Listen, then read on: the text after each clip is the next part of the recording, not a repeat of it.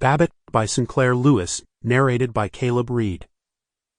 Babbitt by Sinclair Lewis. Chapter 1. 1. The towers of Zenith aspired above the morning mist, austere towers of steel and cement and limestone, sturdy as cliffs and delicate as silver rods.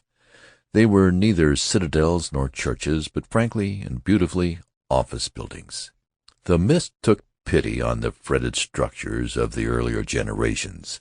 The post-office with its shingled, tortured mansard, the red-brick minarets of hulking old houses, factories with stingy and sooted windows, wooden tenements colored like mud.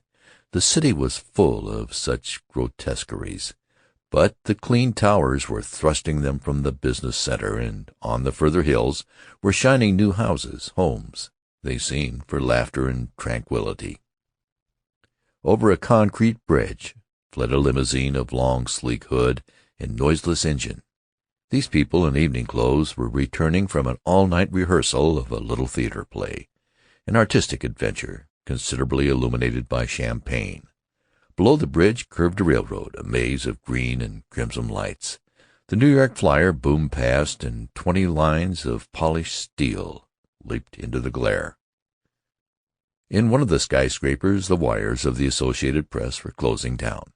The telegraph operators wearily raised their celluloid eye-shades after a night of talking with Paris and Peking. Through the building crawled the scrub women, yawning, their old shoes slapping. The dawn mist spun away. Queues of men with lunch-boxes clumped toward the immensity of new factories, sheets of glass and hollow tile, glittering shops where 5,000 men worked beneath one roof, pouring out the honest wares that would be sold up the Euphrates and across the veldt. The whistles rolled out in greeting, a chorus, cheerful as the April dawn, the song of labor in a city built, it seemed, for giants. 2. There was nothing of the giant in the aspect of the man who was beginning to awaken on the sleeping porch of a Dutch colonial house in the residential district of Zenith, known as Floral Heights. His name was George F. Babbitt. He was 46 years old now, in April 1920, and he made nothing in particular, neither butter nor shoes nor poetry. But he was nimble in the calling of selling houses for more than people could afford to pay.